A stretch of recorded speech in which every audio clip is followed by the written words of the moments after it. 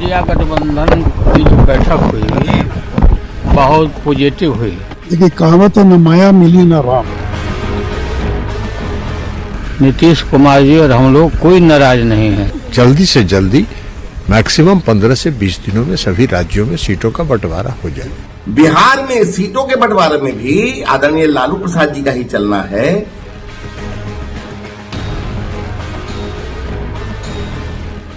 INDI alliance की चौथी बैठक के बाद भी बात बनी या बिगड़ गई, इसको लेकर तरह तरह की चर्चाएं तेज है। बीजेपी के नेता जहां सीएम नीतीश की नाराजगी की बात कहते हुए तंज कस रहे हैं, तो आरजेडी के अध्यक्ष लालू प्रसाद का कहना है कि बैठक बहुत अच्छी रही। ना नीतीश और ना ही वो किसी बात पर नाराज हैं। सब लोग मजबूती के साथ एक साथ चुनाव लड़ेंगे।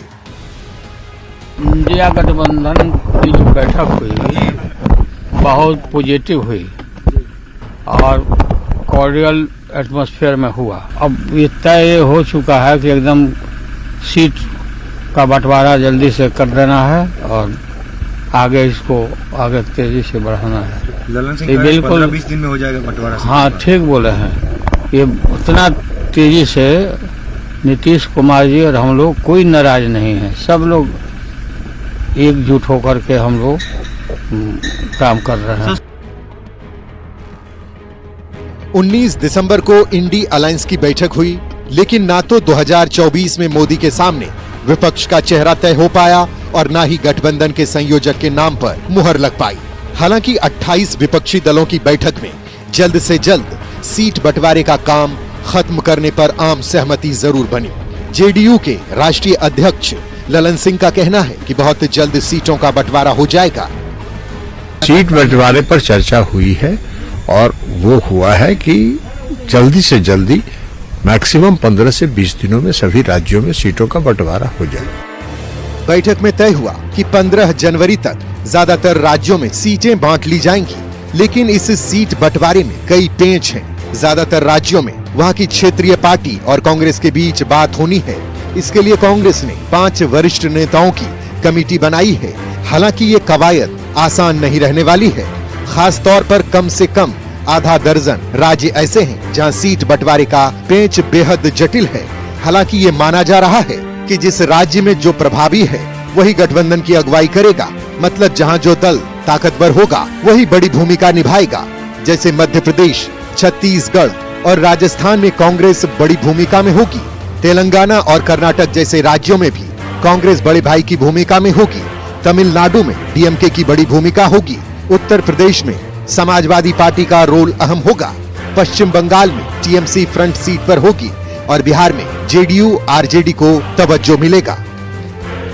हालांकि इस फॉर्मूले के तहत भी सीटों का बंटवारा करना उतना आसान नहीं दिखता, खासकर पश्चिम बंगाल, पंजाब और दिल्ली जैसे राज्यों में। खैर बात बिहार की करें तो कांग्रेस आरजेडी जेडीयू के साथ वाम दलों के साथ गठबंधन में है। यहाँ की 40 सीटों को लेकर जेडीयू और आरजेडी के बीच सीटों के चयन को लेकर तस्वीर साफ नहीं है। माना जा रहा है दोनों बड़े दल 16-16 सीटों पर लड़ सकते हैं। अगर सीपीआई एमएल और सीपीआई ने ज्यादा सीटों का दबाव बनाया तो कांग्रेस को 5 सीटों से ही संतोष करना पड़ सकता है। ऐसे में बड़ा सवाल है कि इंडी अलायंस में बिहार में सीटों पर कैसे बनेगी बात। हालांकि महागठबंधन के नेताओं का दावा है कि कहीं कोई पेंच नहीं है। एक साथ बैठेंगे, बातचीत होगी और सब कुछ तय हो जाएगा।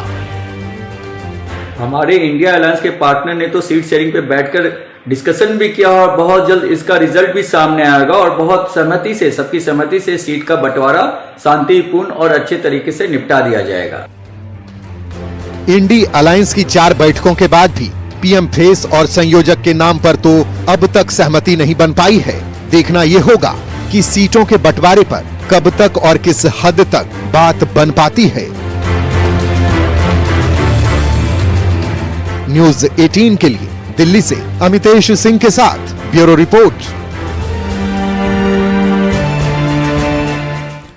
बढ़ते हैं अगले सेगमेंट की तरफ।